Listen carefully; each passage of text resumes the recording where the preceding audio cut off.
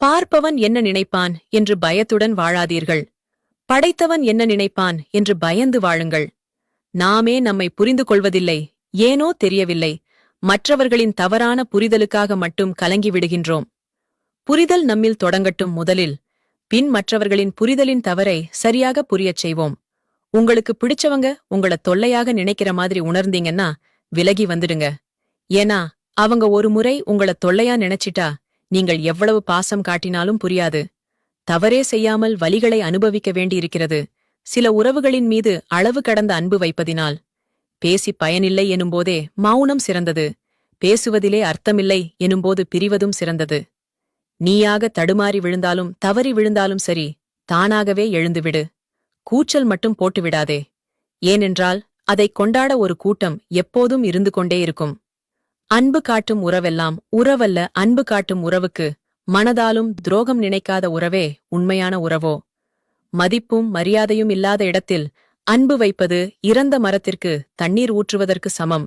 வாழ்க்கையில் எந்த முன்னேற்றமும் இல்லாமல் அழகாய் அமைவதெல்லாம் வாழ்க்கை அல்ல. அமைவதையெல்லாம் அழகாய் மாற்றிக்கொள்வதே வாழ்க்கை. உள்ளத்தை எப்போதும் ஊழியாக வைத்துக்கொள். சிலையாவதும் சிறையாவதும் நீ செதுக்குவதைப் பொறுத்தே அமையும். பாதை கடினமாக இருக்கிறது என்று பயணத்தை பாதியில் நிறுத்தாதே. கடினமான பாதைகள்தான் அழகான இடங்களுக்கு அழைத்து செல்லும். நாம் நினைத்த விஷயத்தில் வெற்றியடைவதற்காக போராடும் வரை எல்லோரும் வீண் முயற்சி என்று கேலி செய்வார்கள். வென்றுவிட்டால் பின்பு விடாமுயற்சி என்று பாராட்டுவார்கள். கேலி பேசுபவர்களை கண்டு கொள்ளாமல் கடந்து செல்ல பழகு. உழைப்புடன் உன் நேரத்தையும் முதன்மைப்படுத்தி உன் ஒவ்வொரு செயலையும் செய்யத் தொடங்கினால் போதும். உன் இலக்கை எளிதில் நெருங்கிவிடலாம். வெற்றியும் தோல்வியும் இருபடிகளே. ஒன்றில் உன்னை உணர்ந்து கொள்வாய், மற்றொன்றில் உன்னை திருத்திக் கொள்வாய்.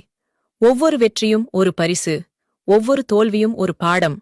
உன் உயர்வுக்கு உன் உழைப்புதான் காரணமாக இருக்க வேண்டும். வெற்றிகளை மட்டுமே கொண்டாடுவது அல்ல வாழ்க்கை.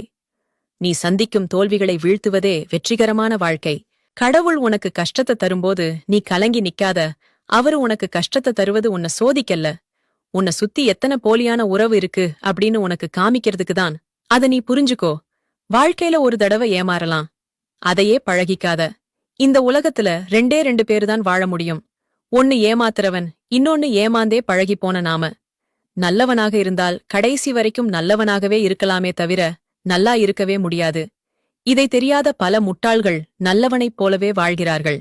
பசிக்கின்ற போது கிடைக்காத உணவும், தேவைப்படும்போது கிடைக்காத பணமும், ஏங்கும் போது கிடைக்காத அன்பும் பாசமும், அழுகின்ற போது துடைக்க வராத கையும், அதற்கு அப்புறமாக கிடைத்து ஒரு பயனும் இல்லை.